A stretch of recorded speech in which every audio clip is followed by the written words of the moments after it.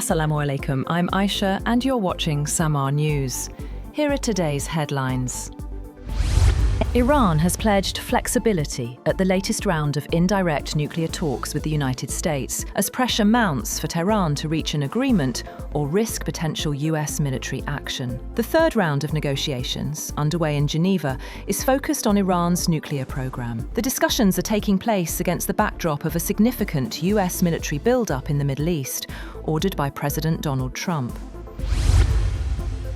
The US Central Intelligence Agency has launched a fresh social media campaign aimed at recruiting Iranians, publishing new Farsi language instructions on how to securely contact the agency. The move comes amid heightened tensions as President Donald Trump oversees a major US military buildup in the Middle East. Washington has signaled that military action remains a possibility if upcoming nuclear talks with Tehran fail to produce an agreement.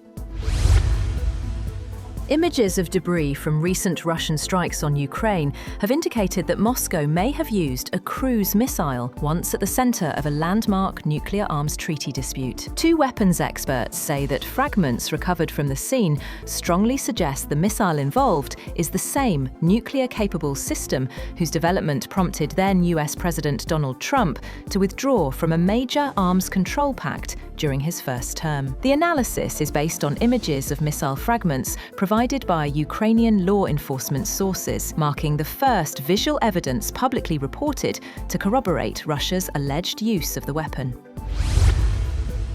French President Emmanuel Macron is set to outline an updated nuclear doctrine as European allies voice concerns over the reliability of the US nuclear umbrella under President Donald Trump. Macron is expected to rule out shared European control of France's nuclear arsenal, while clarifying what security guarantees Paris can extend to its partners. Although France and Britain are nuclear powers, most European nations continue to rely primarily on the United States as the cornerstone of transatlantic deterrence. As this happens, the United States Treasury has imposed fresh Iran-related sanctions on more than 30 individuals, entities, and vessels, hours after President Donald Trump addressed Congress. The Treasury's Office of Foreign Assets Control said those targeted were involved in illicit Iranian oil sales and in supporting ballistic missile and advanced weapons production. On the other hand, Vice President J.D. Vance says President Trump still prefers a diplomatic solution with Iran.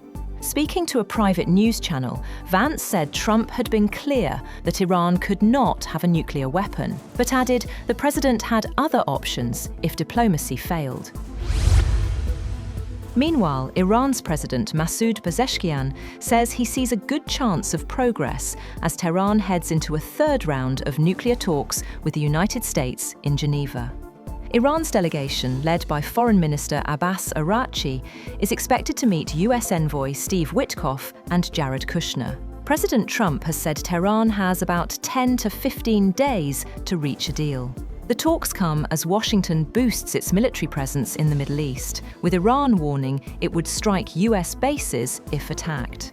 Tehran says a deal is within reach if diplomacy is prioritized. Authorities in Cuba opened fire on a vessel registered in the United States, killing 4 people and injuring 6 others, according to a foreign news agency. Cuban officials said the boat had entered the country's territorial waters when security personnel engaged it. The injured were removed from the vessel and taken to hospital, while an investigation into the incident is underway. On the other hand, Ukrainian President Volodymyr Zelenskyy has dismissed Russian claims that Kyiv is seeking nuclear weapons, calling them an attempt to apply pressure ahead of expected trilateral talks with the United States and Russia. Speaking at a press conference, Zelenskyy said Ukraine does not possess nuclear arms. He also addressed damage to the Druzhba pipeline, saying repairs would take time. Earlier, Ukraine announced speeding up the installation of anti-drone nets over frontline roads, aiming to cover 4,000 kilometers by the end of the year. The development comes as Ukrainian negotiators are set to meet US officials on Thursday to discuss post-war reconstruction, including a a prosperity package. German Chancellor Friedrich Merz and Chinese Premier Li Qiang said in Beijing that China and Germany want to deepen cooperation as Merz began a visit aimed at resetting ties amid a widening trade imbalance. Merz told Li that Germany attached great importance on maintaining and deepening its extensive economic exchanges with China, its largest trading partner last year, while emphasizing the need for fair cooperation and open communication. Li called on both sides to work together to safeguard multilateralism and free trade. India's Prime Minister Narendra Modi has reached Israel for a two-day visit that both countries have cast as a chance to deepen relations as regional concerns mount over the risk of military conflict between the United States and Iran. An Israeli government official said the visit would pave the way for new partnerships and collaborations across many fields. A foreign ministry official said bilateral ties were on the cusp of a significant upgrade.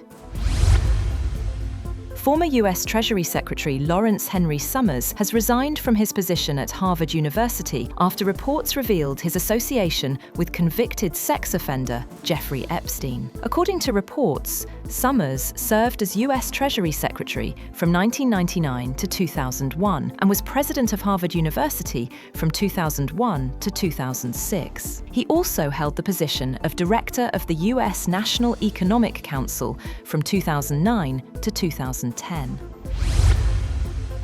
Donald Trump said Democratic Representatives Ilhan Omar and Rashida Tlaib should be sent back from where they came from after the two lawmakers protested during his State of the Union address. During Tuesday's speech, Omar and Tlaib shouted criticism as Trump defended his administration's immigration crackdown and enforcement actions. Both congresswomen, who were vocal critics of the president's policies, objected to his remarks on immigration.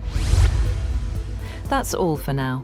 For more updates, visit www.samar.tv. Thank you for watching Samar News.